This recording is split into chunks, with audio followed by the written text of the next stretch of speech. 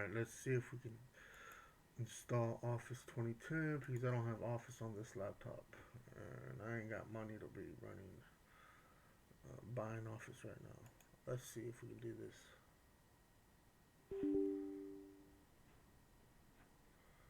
Alright, on the right side I did yes. And let's see if it installs here.